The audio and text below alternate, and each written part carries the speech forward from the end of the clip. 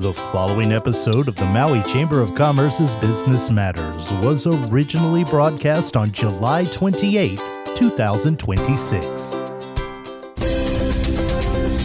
It's time for Business Matters, brought to you by the Maui Chamber of Commerce. Other perspectives and programming on this station do not necessarily reflect the views, values, or positions of the Maui Chamber of Commerce, which is an independent and inclusive organization serving Maui businesses and the community since 1910. Now here's your host, the Maui Chamber of Commerce President, Pamela Toompop. Good morning, Pam. How are you today?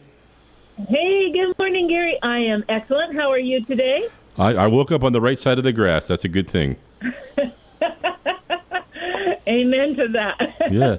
And it looks like it's a beautiful day today. It's nice and clear. We had a bunch of rain the last couple of days, and today looks clear. I know. I've loved a little bit of rain, but I love the sunshine. It's absolutely gorgeous up country this morning, looking down across the countryside. It's beautiful. Yeah. So, yeah, I think we're in for a great day. As always, I just want to thank you for all you do for our show and getting information out to the community. You are a treasure, and we value you immensely. Thank you. So thank you for all you do, Gary. Thank you.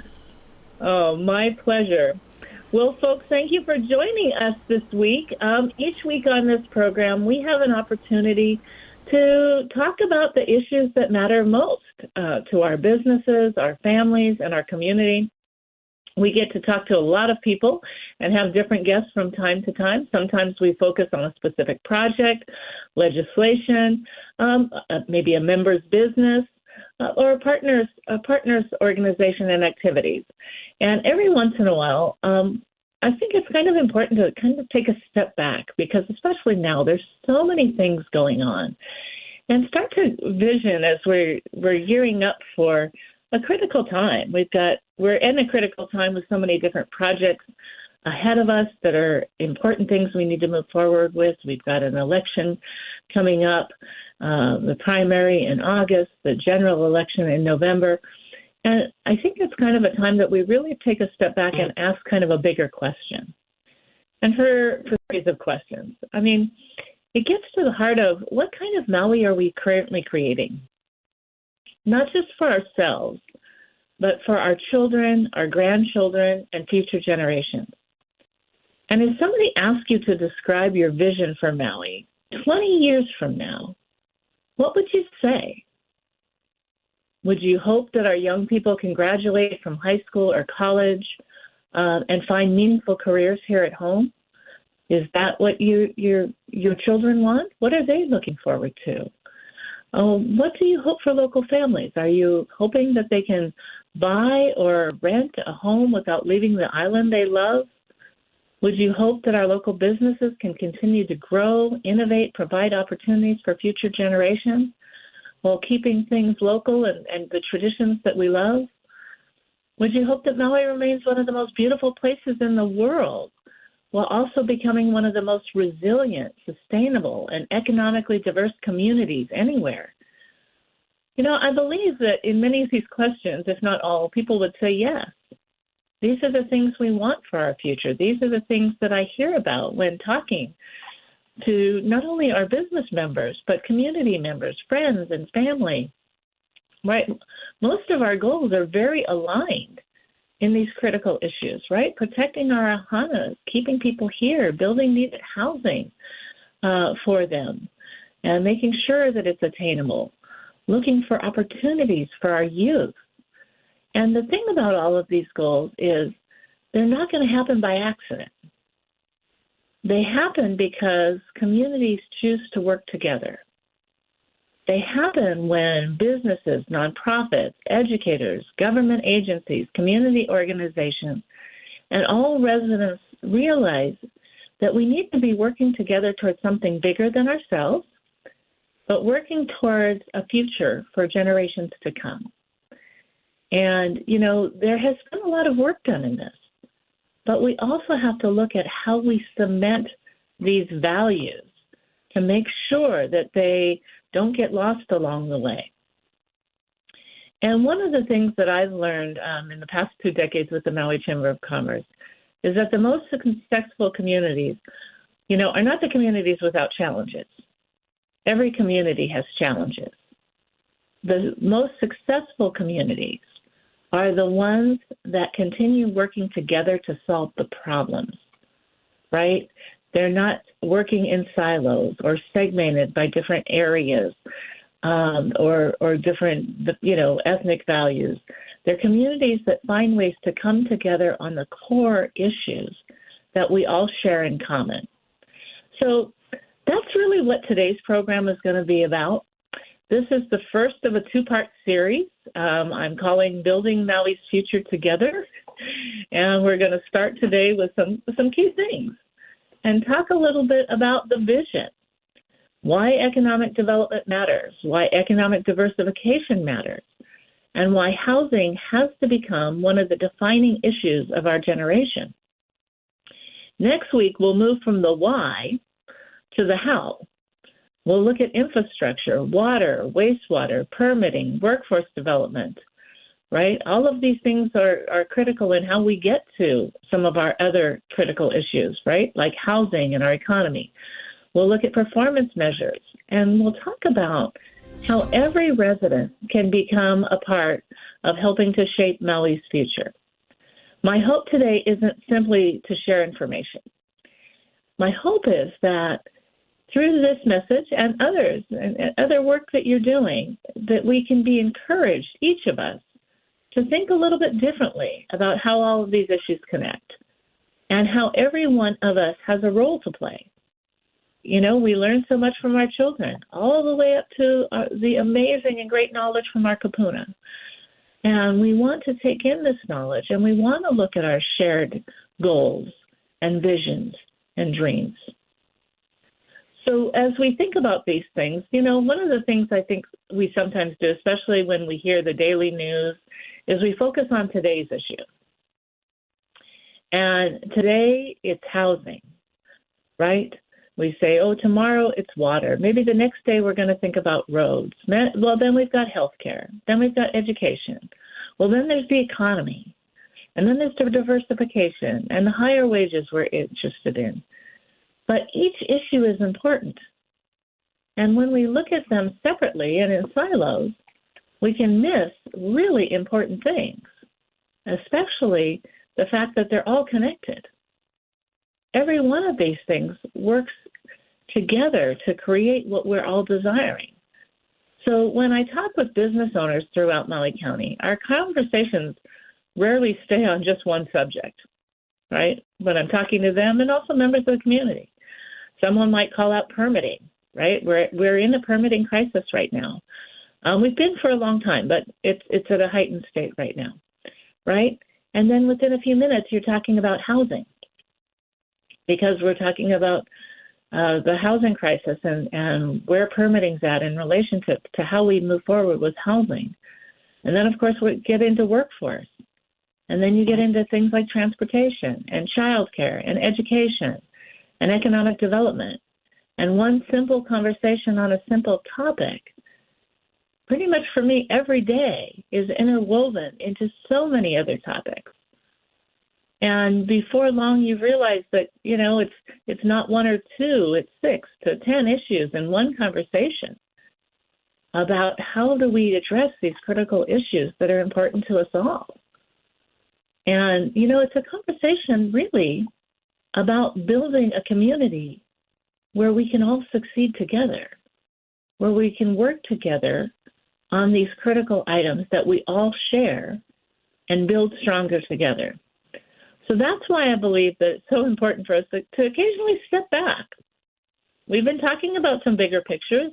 We had Tom Cook on, and we were talking about the critical projects, the South Maui roadway that needs to be repaired. We're talking about water and future visions on that and things which is a big picture when we talk about water, right? And these are housing. You've heard me say probably, hundreds of thousands of times, maybe not a million, but for the chamber, it's housing and the economy and housing, 1A, 1B, every day, all the time, depending on moments of the day, right?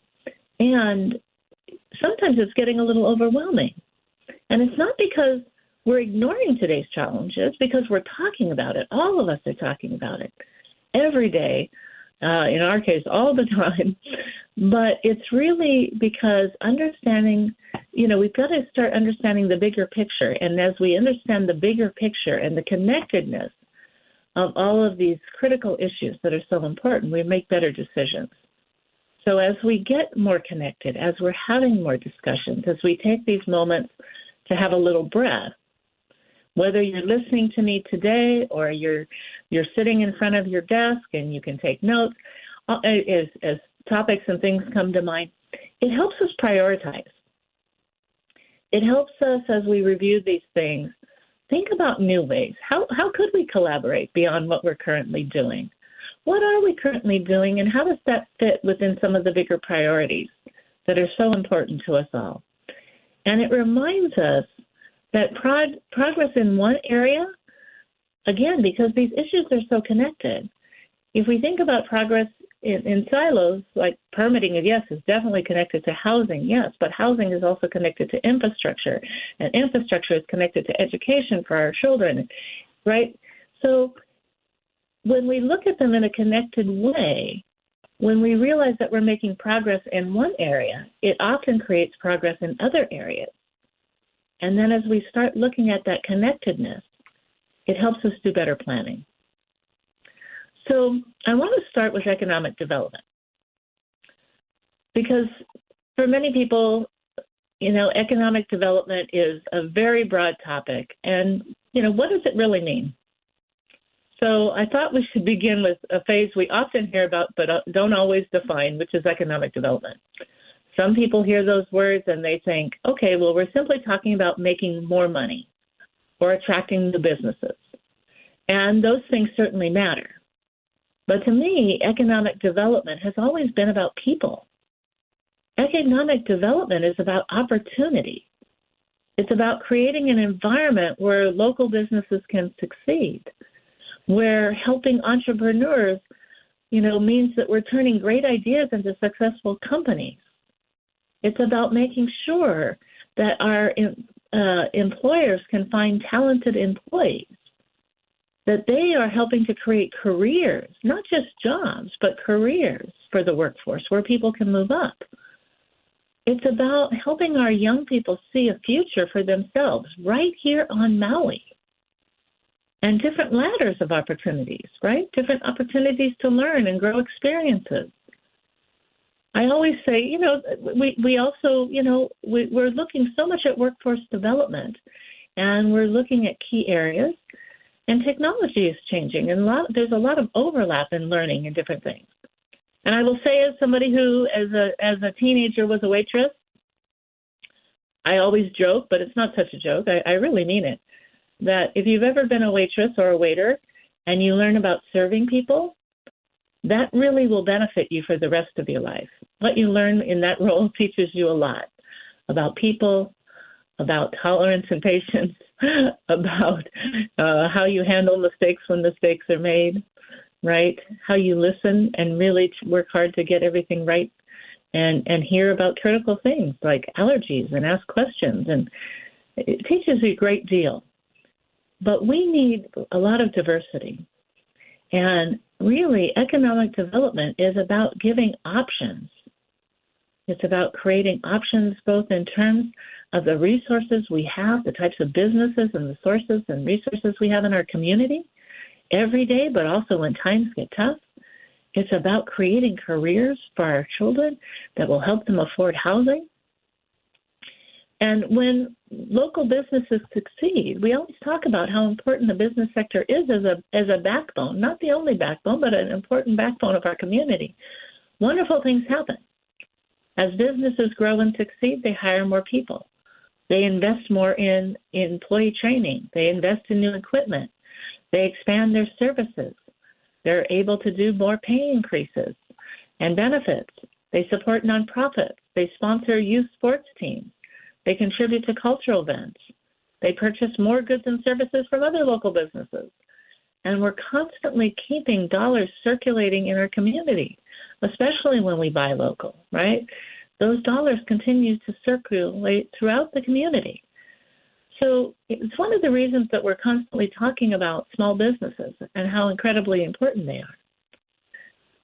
they're not just places where people work. They're part of the fabric of our community. They're our neighbors. They're our friends, right? They're the people coaching Little League, volunteering at nonprofits, serving on boards, supporting schools, helping to build stronger communities. And economic development is at the heart of that. It's really about creating opportunities so people, businesses, and families can thrive together. And so as we look at that, and we continue talking about building Maui's future, I'd like to spend a few minutes on another word that we often hear, often tied with economic development, and that's diversification. And it's a word that's used in economic reports and strategic plans. But what does it really mean to the average family here on Maui? Why is diversification important? Well, to me, diversification is about resilience. We've been talking a lot about resilience after the wildfires. Now, we've also talked about resilience after COVID, and we talked about resilience after the Great Recession. But resilience is something we really need to connect with every day, right? Resilience is to me, is part of diversification. It's deeply connected to diversification. So let's think about your own household. Most families don't want to rely on just one source of income if they can avoid it. If a person loses a job or one source of income changes unexpectedly, it helps to have other sources of income for stability, right? And this principle applies to our economy. Tourism has been and will continue to be an incredibly part of Maui's economy. It provides thousands of jobs, supports hundreds of local businesses, and allows us to share the beauty, culture, and aloha of our island with visitors from around the world. Tourism isn't the problem, right? The lesson we've learned over many years is simply that when any community depends too heavily on one industry, it's more vulnerable when unexpected events occur. And Maui has been very vulnerable over decades, right, with different things that happen, maybe not even locally, right? Wars have impacted us. Global issues have impacted us. We've experienced that firsthand. We've experienced it, with recessions, with the COVID-19 pandemic, with the August 2023 wildfires, with travel disruptions, natural disasters. Each of these events remind us that resilience comes from having a balanced economy. And that doesn't mean replacing tourism, although we are spending time, and it's important time to be spending on looking at tourism and how to make sure that, right, we are balancing tourism also with local needs, as well as strengthening the pillars that support our community: agriculture, healthcare, construction, education, technology, renewable energy, creative industries, marine sciences, research, manufacturing, food production, professional services, entrepreneurship, new areas of economic diversification that we've been looking at. Sometimes we've been looking at this for decades, but without constantly looking at it and not looking at it in a silo, but looking at it in a more connected way, then we start to look at it and saying, when we're not doing this, what are we losing? Because as each of these sectors grow, they create opportunities that complement one another. Stronger agricultural sector supports local restaurants and food security. We're now seeing, and it's taken a while, but we thankfully are now seeing more local agriculture used in our schools for school meals, which should have been a no-brainer all along, right? A stronger construction industry builds housing, builds infrastructure, builds pathways for us to do more, have more, and create the things that we want to see in our community. The healthcare industry creates professional careers, but is also improving the quality of life for our residents. How many people are struggling to get into medical appointments right now or hear about the doctor and nurse shortages? There's a lot going on. And, of course, we're even talking about, even as we've brought other people in to work in healthcare, they also have to be housed, right? So the more we develop in these areas, we insulate ourselves right? We are creating diversification, but we are also creating more resiliency in our island. Technology creates more opportunities that aren't limited by geography, and that's great. And on the one hand, you might say, well, that could also mean some of our children don't return home. But with the network infrastructure that we've got today and the new technology, maybe it brings a lot of our children, our grandchildren, our great-grandchildren back to Maui. We need education that prepares the workforce in every industry that we're going to have, not just what we have today, but what we want to see, to give children the education here that can help take them to those higher careers and build those higher careers here. Because when we try and attract new industry, of course, one of the key things they're going to look at is housing. The other thing they're going to look at is what is the pathway for workers to work in those new industries? Do we have a workforce that will support the economic diversification that we want to build? And they don't build new projects in an area where they can't easily find or develop a workforce quickly, right? So these things are all intertwined. It's about building an economy that's broad and strong enough to weather whatever challenges the future may bring. That doesn't mean, we're looking at things all across the nation each and every day. Disasters here, nation and globe, right? Disasters here, disasters there, environmental impacts. So as we look at all of this, in addition, as we look at these things, we also have to look at building back better. We touched upon this a little bit the last time with Councilmember Cook in the South Maui Roadway. How are we also, as we look at these things, examining new systems, examining new building materials, new opportunities? How can we look to create that kind of resiliency? And again, sometimes we talk about economic development and people naturally think, okay, it's about attracting large companies, right? And while attracting large companies can be very helpful, right? New investment is certainly welcome. I'd like to take a moment about something I believe is equally important. And in my mind, to be honest with you, more important.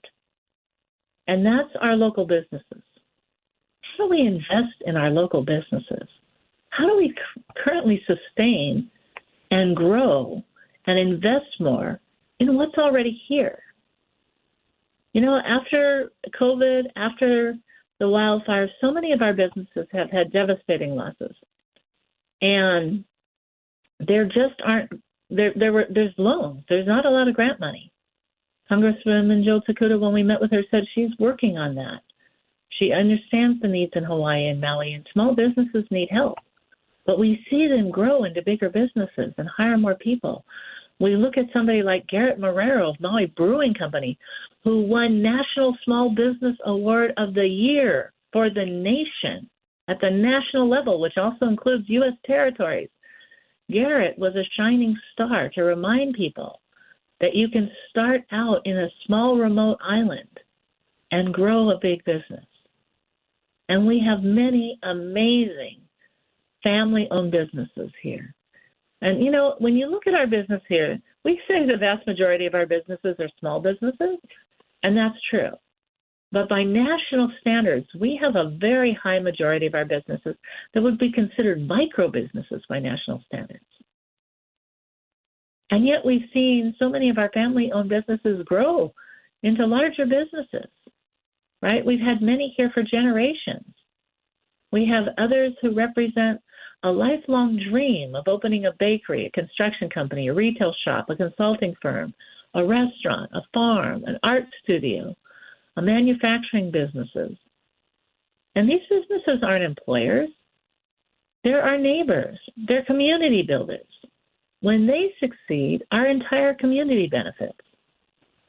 And that's why the Maui Chamber of Commerce has spent, well over a century advocating for healthy businesses and a healthy business environment.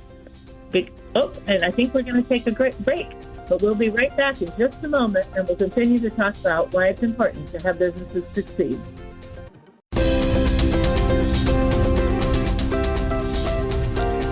All right, welcome back to Business Matters. Now here's your host, Pam Tumpop. Thank you, Gary. Thank you. Well, again, it reminds us, we're looking at big issues listening to that. But I want to bring it back down to back at home. So back to why businesses, what happens when businesses succeed, right? When businesses succeed, they create jobs.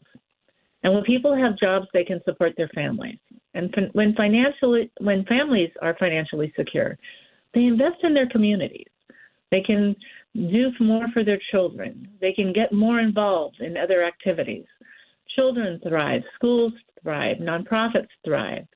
Our economy becomes stronger. Everything becomes more connected. And one of the things I enjoy most about my work is visiting local businesses throughout Maui County. The visit reminds me how creative, resilient, and innovative our businesses are, and our communities really are. And often when lawmakers or elected officials come into town, they'll talk to me about, just wanting to see the breadth of our community. And when you take them to a small business, they're always blown away. They're blown away by the initial concept, the creativity, the innovation, the work, the details that most people don't even see. It's like if you're not a mechanic and you look under the hood and you think, wow, what an incredible engine. I have no idea how it works, but I'm just so glad it does, right? That's what our businesses are doing here in Maui County, right? We've got the upcoming Made in Maui County Festival. We've got manufacturers creating products made right here in Maui. We've got the farmers who are doing innovative ways to add value to local agriculture and supporting those manufacturers. We've got young professionals that are launching businesses that didn't even exist a decade ago. There's so many tremendous stories, and they remind us that Maui's greatest resource has never been a particular industry. It's our people. It's our culture. It's our aloha that we need to protect and save and grow, right? That's what makes Maui no Ka'oi. So that takes us back to, as we get back to all of these things that are so critical, and as we talk about building Maui's future, I now want to turn our attention to, right, what it takes to build this future is one thing that we've been talking about, and one of the things that we've been defining as a critical issue facing our community, and it's housing. It continues to be housing. Housing for all people in Maui County. It's one of those topics that we have to think about very broadly, right? It's easy to think about it only in terms of construction projects, permit, zoning, real estate, but I don't think of housing that way, right? When I think of housing, I don't picture buildings. I picture people. I picture the young teacher who wants to remain on Maui after accepting her first job, the nurse caring for our loved ones, our police officers, our firefighters, our hotel employees, the carpenters who build other people's homes, right, and want to have their own, the small business owner, the young couple, maybe our children or grandchildren who want to raise a family here and want to see a path to be able to do that, right? The grandparents who want their grandchildren to be able to live nearby instead of thousands of miles away, where maybe they can't afford to visit them, or maybe their health doesn't allow them to visit them. Housing is critical to every one of these stories I just mentioned. Over the years, I've talked about it many times. I'm a very blessed mother. Both of my children live on Maui. And one of my children had a home in another state and was very well set up there. But thankfully, she's been able to come home and is doing amazing things here and having the career of her dreams from here. So when we think about housing, we're really talking about our families, our friends, our children, our grandchildren, right? And employers tell me exactly the same thing. Especially, they say, I've got the greatest employee, right? They love their employees. They want housing for their employees. They've offered them a job. Sometimes if somebody comes in, we talk about people who are coming in to help with doctors. We've got doctors on rotation, nurses, and sometimes they're hired and the person is amazing. But if they can't afford housing, they can't stay here. If we don't have housing for future generations, how will they be able to stay there if they want a dream of owning a home and raising a family, or even maybe having pets, or even maybe having their kapuna live with them, right? So it's so important that we have to look at this holistically, right? And if housing becomes much more, if housing becomes much more of an issue than just housing, and I'm going to say it's not when. Right now, housing already has become much more than just a housing issue. Decades ago, when we were building more housing, Paul Brubaker said 5 to 6 homes for every 1,000 residents at one time. We were building more housing. Over the years, we slowed down. So at one time, we were building ahead of the curve, or trying to at least keep up with the curve. Now we're trying to keep up with an extreme lack, right? Now it's not when housing becomes an issue. Housing has been an issue. It's been an issue for decades. It's been highly recognized over the last decade. And now it's a workforce issue.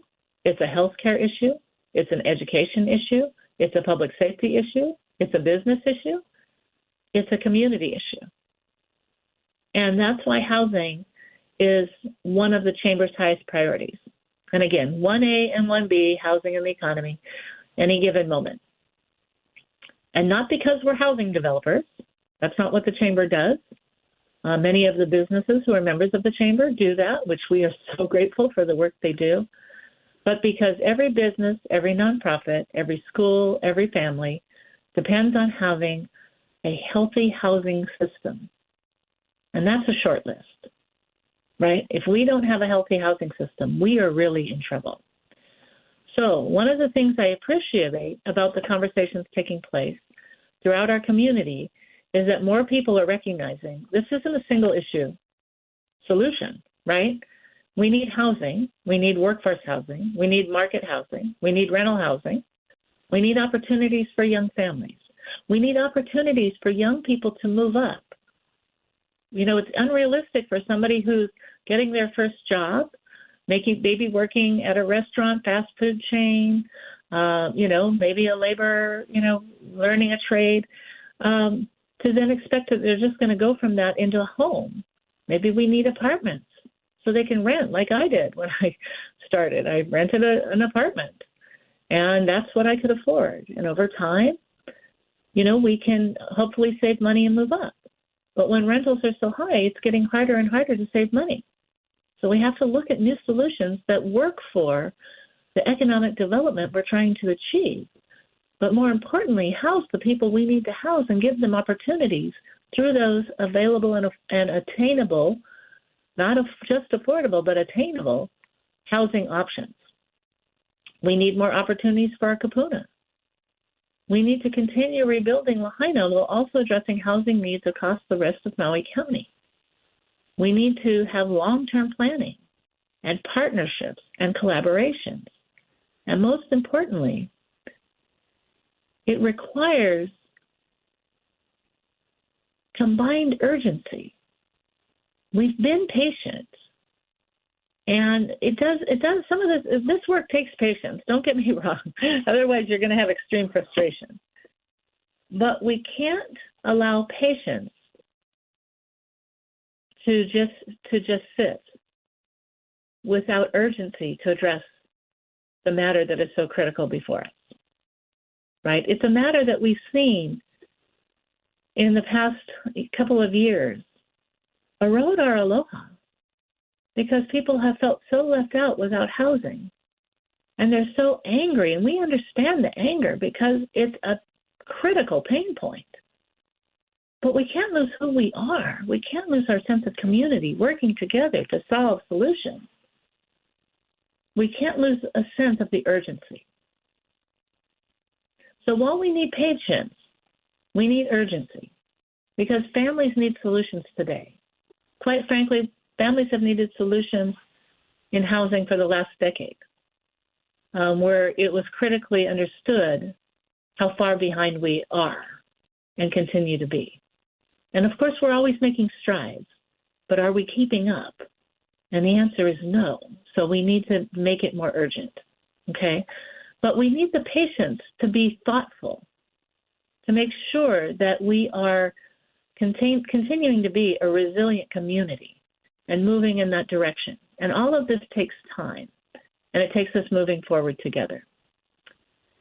So as we, begin looking in this direction, right, and we're talking about building Maui's future, and we've talked about economic development and why it matters, and why a diversified economy creates resilience, and why housing is so much more than simply constructing buildings. I want to begin by wrapping up the conversation to step back once again and look at the bigger picture. Because it's sometimes easy to judge progress, right? We look at the latest headline or the latest social media post. If a project is delayed, it can feel like nothing is happening, okay? And sometimes things are happening, and we're getting to a state sometimes where people are afraid to tell us about deadlines because they feel like if they miss the deadline, there's going to be a lot of backlash. And we see that. We see that in social media. So it's important to also understand that we need more communication for people to get involved, for them to understand. We actually need more communication. And sometimes people just need to understand when things are delayed, why they're delayed, what the holdups are, what's tying our hands. Because there's other systems that impact all these things that are maybe outside of our control. They're outside of maybe Maui County's control. Maybe they're outside of the state's control if we're talking about federal funding, right? So part of this is also getting engaged and understanding more, right? Because the reality is, as we're looking at some things, right, we hear about a successful project and we think everything went well. I can tell you, in a lot of the projects I see, I'm not going to put a percentage to it, but it's a considerable percentage of projects that off the ground that didn't go well. Didn't go well for years, but it was the perseverance of our people who ensured those projects came to reality, of that small business person who was not going to let that dream die. Because if they did, they wouldn't have the impact in the community. They wouldn't have the employees they love and cherish, right? They wouldn't get to do the things that have meaning or give back. They were the people who stood strong and fought for the housing projects we've got, for the years people waited for permits, right? There is often very little greatness without a struggle and having to overcome many obstacles, right? But through vision and leadership and working together, we can make things happen. Building a stronger Maui isn't accomplished through one project, one policy, or one organization. It is built one decision at a time, one partnership at a time, one new business, one new home, one new opportunity. Progress often happens quietly through hundreds of people doing good work every single day. Sometimes we don't notice it. Maybe we're not in that circle, so we're not hearing about it. And understandably, we're focused on what's in front of us. So we don't focus on some of these bigger next challenge issues that are wrapped into one of our focus areas that we desperately want to see. So one of the things I've learned over the years, it's also that we have to celebrate progress. We do have to take the time to recognize that the things that are getting done were great progress. And again, a lot of it wasn't easy, and a lot of it took time. But we have new technologies. We have new ways of streamlining time. We have new ways of working together and collaborating. We have new ways of continuing to push for improvement. So while we have to have patience, we also have to have urgency. And we also have ways to track and measure things, right? So different ideas can exist simultaneously as we work on progress.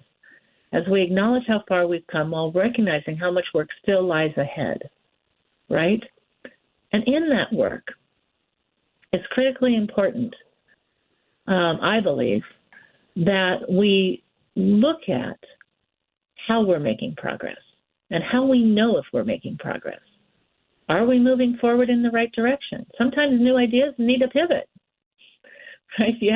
You can't just say, I'm just going to do this one thing. I'm sure this is the solution. And if you see signs along the way that, is that really hitting the ultimate goal? Is there a better, smarter, faster way to do it? You know, technology is changing all the time, right? We talked about the South Maui Road and how we're building back better. Well, sometimes you're in the middle of a project and you have to go, maybe I need a redirect to make sure that I'm hitting the achievement I'm expecting to achieve or our community has to achieve. How do we know whether our efforts are making a difference? We look at solutions, and sometimes things like eliminating short-term rentals and trying to make them long-term rentals. Some of that works in some cases, and we're trying to refine where it does work and where it doesn't work, or where it takes money away from other projects because of the loss of revenue. We have to look at things also holistically so we can evaluate them from different angles. And to answer that, we have to measure them. We have to be able to look at the data and share the data and get different perspectives on the data, right? Because, not everything can be produced by numbers and reduced down to numbers, right? We have to have good information, though, that helps us make better decisions, that involves input, that discusses trade-offs. So imagine if you're planning for a family vacation without knowing where you're starting, where you want to go, and you start bringing everybody into where they'd like to go, maybe from the kapuna to the parents to the youth. Maybe the kids want to go to Disneyland, right? Maybe the kapuna want to go on a cruise. Maybe you could take a Disneyland cruise. But you're looking at the broader picture. What's the goal? Usually a family vacation is about fun and time together, right? Isn't that what we're planning for? Fun, a relaxed life, time together, connection. And they're looking at how to build that. And you might have many different ideas. And that's what we have in our community, right? How do you build a home without a blueprint? How do you run a business without without ever looking at your financial statements, revisiting your business plan, reevaluating new markets, reevaluating changing markets that maybe you never even thought of, new technologies, new opportunities? You have to keep looking and revising the plan and making sure things still make sense. And are you on track? Some of the biggest problems with business failure is the owners aren't looking at their financial statements. And where that's, often happens is in smaller businesses because they have fewer resources to afford accountants to help them do it sometimes, right? But, or sometimes you see on the news, people who totally turn that all over to somebody else, they weren't aware of it and tracking it, and sometimes money is missing. And again, that happens few and far between, but it does happen. And you have to look at these things and say, okay, how are we managing this? What are we looking at? What are we tracking, right? And communities are no different.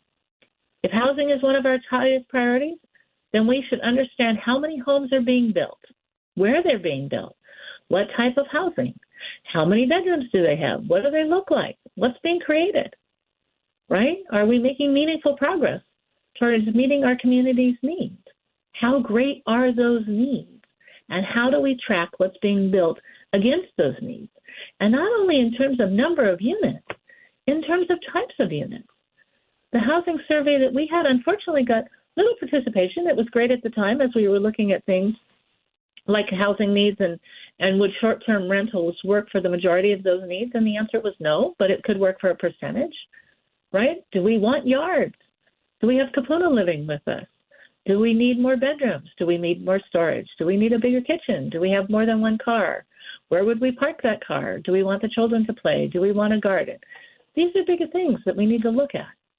And so when we look at tracking things, we need to look at understanding in housing what's being built, in economic diversification, which is one of our top goals, right?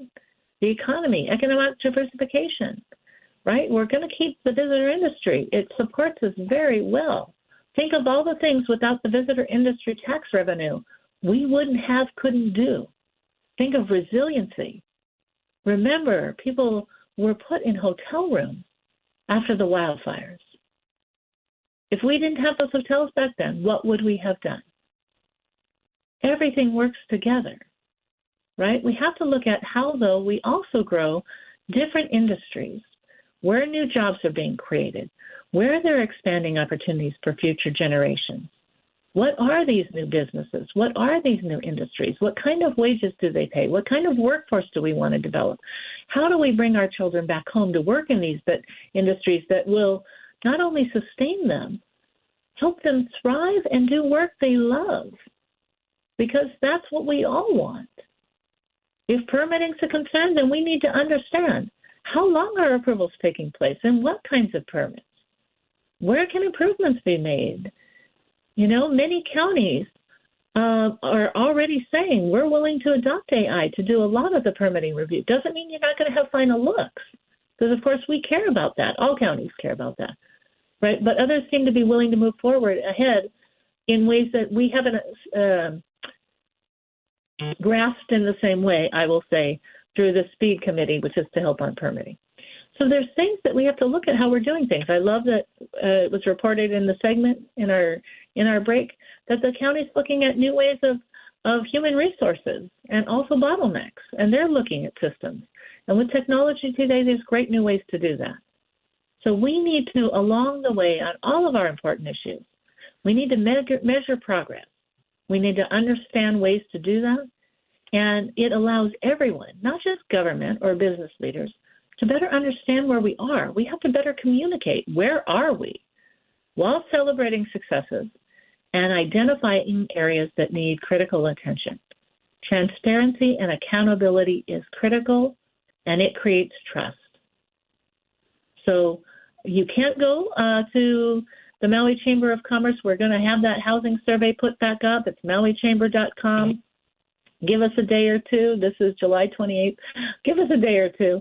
But when we first launched it, we got some information. It was helpful. We also simplified it along the way. And we want to hear from people. We also want to hear the challenges you're facing. You know, we talk to our employers and we talk to them about what they're seeing, what their families are facing. We need broader understanding about what everybody's facing, because the thing is, our goals are the same goals generally. The same goals in the high-level cases. And, you know, we need to have valuable insight. The more voices we hear from, the more information can be shared.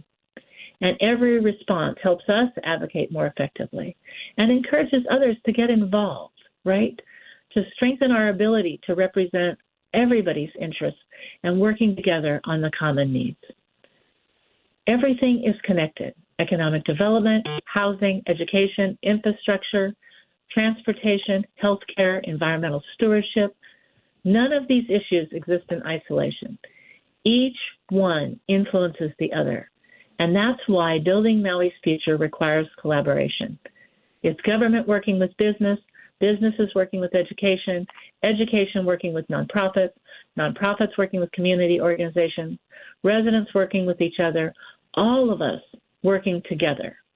And that's one of the things that gives me tremendous optimism about Maui's future. Next week, we're going to turn our vision into action. So please join us next Tuesday. The conversation will be part 2 of this series, Building Maui's Future. This week, we've focused on vision, why economic development matters, why diversification matters, why housing is fundamental to our future. And next week, we'll take the next step, talking about infrastructure systems that support us moving forward. So I hope you'll join us next week. Mahalo for always listening to Business Matters. It's a great joy to have you here. Please stop these things over the coming weeks as we start looking at how we'll turn the vision into action. And until then, I'm Pamela Tumpop, giving you blessings and aloha for a wonderful week. As always, continue supporting local businesses and take care of each other. Maui.